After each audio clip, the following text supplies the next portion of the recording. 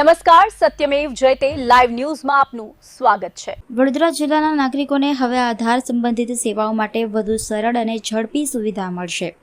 આધુનિક સુવિધાઓથી સજ્જ નવા આધાર સેવા કેન્દ્રનું લોકાર્પણ કરવામાં આવ્યું છે। નવા કેન્દ્રમાં એક જ દિવસમાં 500થી વધુ અરજદારોને સેવા આપવાની ક્ષમતા છે। વડોદરામાં નવા આધાર સેવા કેન્દ્રનું લોકાર્પણ સાંસદ ડોક્ટર હેમાંગ જોશી અને અકોટાના ધારાસભ્યની ઉપસ્થિતિમાં કરવામાં આવ્યું હતું। કેન્દ્રમાં કુલ 8 આધુનિક આધાર નોંધણી અને અપડેશન કિટની વ્યવસ્થા કરવામાં આવી છે, જેના કારણે રોજ અંદાજે 500 જેટલા નાગરિકોને સેવા મળી શકશે। આધાર સેવા કેન્દ્રની ખાસિયત એ છે કે તે શનિવાર અને રવિવારે પણ કાર્યરત રહેશે, જેથી કામકાજી વર્ગ સહિત તમામ નાગરિકોને વધુ અનુકૂળતા મળશે।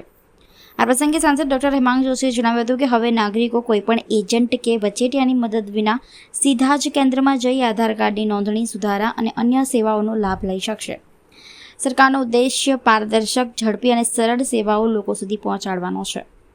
નવા આધાર સેવા કેન્દ્રના પ્રારંભથી વડોદરા જિલ્લાના નાગરિકોને આધાર સંબંધિત તમામ સેવાઓ વધુ સુવ્યવસ્થિત અને ઝડપી રીતે ઉપલબ્ધ થશે તેવી આશા વ્યક્ત કરવામાં આવી છે। આપણા દેશના યશસ્વી વડાપ્રધાન શ્રી નરેન્દ્રભાઈ મોદીજીના નેતૃત્વ હેઠળ ડિજિટલ ઇન્ડિયાને જ્યારે 11 વર્ષ પૂર્ણ થયા છે, ત્યારે આજે વડોદરા જિલ્લા માટે ખૂબ જ હર્ષની વાત છે કે વડોદરા જિલ્લા માટે આજે વડોદરા મહાનગરમાં આધાર સેવા કેન્દ્રનું ઉદ્ઘાટન એ આજે અમારા બંને ધારાસભ્યશ્રીઓ, સયાજીગંજ વિધાનસભા ધારાસભ્યશ્રી આદરણીય કેયુરભાઈ અને અકોટા વિધાનસભાના ધારાસભ્ય આદરણીય ચૈતન્યભાઈ અને બંને યુનિવર્સિટીના વાઇસ ચાન્સલરશ્રીઓ, આધારના તમામ અધિકારીઓ અને સ્થાનિક લોકો સાથે મળીને ઉદ્ઘાટન કરવામાં આવ્યું છે।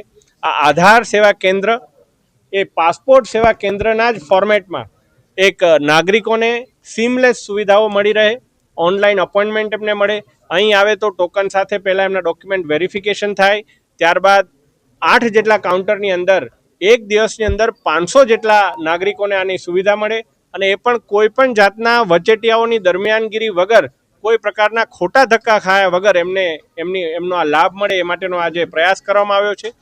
બીજી ખાસ વાત કે બાળકોને હમણાં જે પ્રકારે કમ્પલસરી બાયોમેટ્રિક્સ કરવાનું હોય, આ બાયોમેટ્રિક્સના 2 તબક્કા હોય છે। નાના બાળક માટે 5 થી 6 વર્ષમાં પહેલો તબક્કો અને 15 થી 17 વર્ષમાં બીજો તબક્કો। આ મેન્ડેટરી બાયોમેટ્રિક્સ માટે પણ તમામ વડોદરાના નાગરિકોને હું વિનંતી કરું છું કે એમના બાળકોને સમયસર બાયોમેટ્રિકનો લાભ અપાવે, જેથી સરકારની કોઈ યોજના હોય કે કોઈ કોમ્પિટિટિવ એક્ઝામ હોય એનો ત્વરિત લાભ એ બાળકને મળી શકે। અને આજે મેં પોતે પણ આ આધાર સેવા કેન્દ્રની અંદર સુવિધાનો લાભ લઈ અને આનો અનુભવ કર્યો છે કે કઈ રીતે અહીંયા એક નાગરિક આવશે તો એને કયા પ્રકારની સુવિધા મળશે। ખૂબ જ સારી સુવિધા છે। વડોદરાના નાગરિકોને મારે કહેવાનું, આપણા માટે સારી બાબત એ છે કારણ કે વડોદરામાં વર્કિંગ ક્લાસ વધારે હોય છે, ત્યારે શનિ રવિવારે પણ આધાર સેવા કેન્દ્ર જ્યારે ખુલ્લું રહેવાનું છે, કાર્યરત રહેવાનું છે, ત્યારે આપ સૌ આ સમગ્ર પ્રક્રિયાનો બહોળા પ્રમાણમાં લાભ લો, એ જ હું આજે આપ સૌને અપીલ